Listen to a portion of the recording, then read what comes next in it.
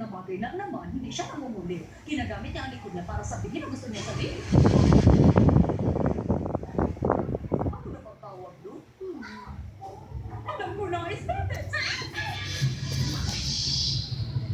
Yung pagkikita-litin ng papa, tinatawag na pang aesthetics. Naku, pang aesthetics. Gets mo na? Paano ni aesthetics? Para mo kasi, bata ka pa, kaya hindi ko pa naiintindihan eh, klaro.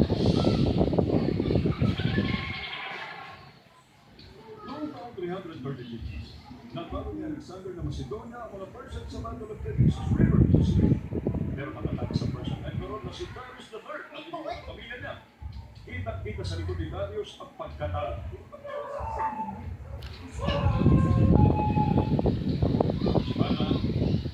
Tachibana! Sir, ano po ba yung tanong ko? Tungkol po ba sa likod, sir?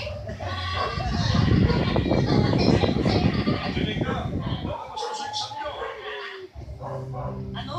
Ginagamit ng lalaking likod para masatin yung sahin niya? Ang gusto niya sa akin naman nila kung iniisip ko na kung nasa school tayo. Nakakatawa ka, Tachibana. Natatawa niyo pa. Nakakatawa kasi yung mga aesthetics eh. Tumawa ka dahil sa sinabi ko. Hindi ko kasi naiintindihan ko ng bad aesthetics kaya natatawa ka dahil siya ka. Anong sabi mo? Sandali nga, Tachibana. Nagkakamali ka kung yan ang inaakala mo. Ilang tao lang nakakaintindihan ng tungkol. Isa ako sa mga yun. Hindi ko naiintindihan. Hindi ba ako narinig? Ang sabi ko naiintindihan ko. Alam na alam ko sa mga aesthetics. Yun na eh. Naiintindihan mo lang kapag tunay ka sa likod ng lalaki.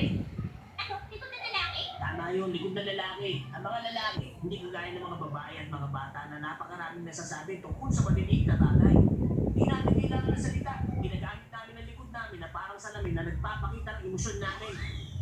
Ginagamit ko na tayo sa lamin. Tama, parang may wagang salamin na nagpapakita ng emosyon ng likod ng isang tunay na lalaki. Napaka-romantic doon, di ba?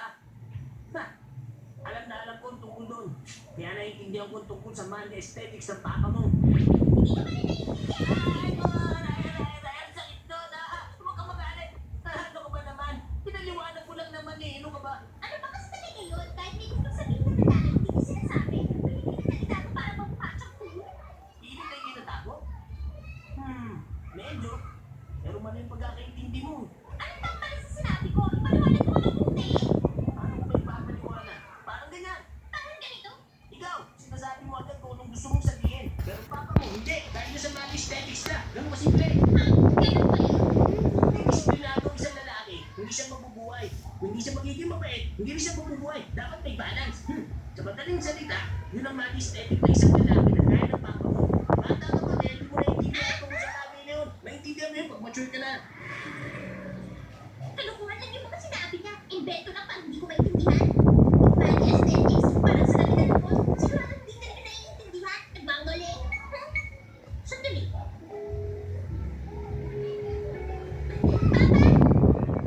Papa, akala ko movie na yun ah.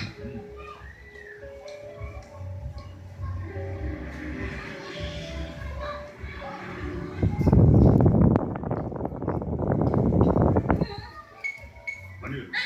Wala po, Papa.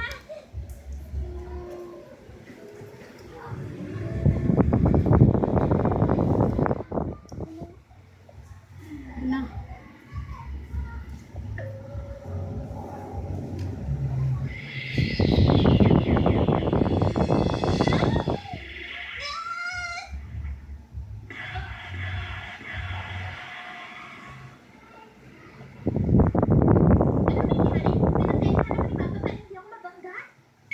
Naalala ko nung mga bata pa kami. Lagi siya tahimik pag naglalakad kami. Tapos doon siya pumupunta sa side na namin sa mga sasakyan.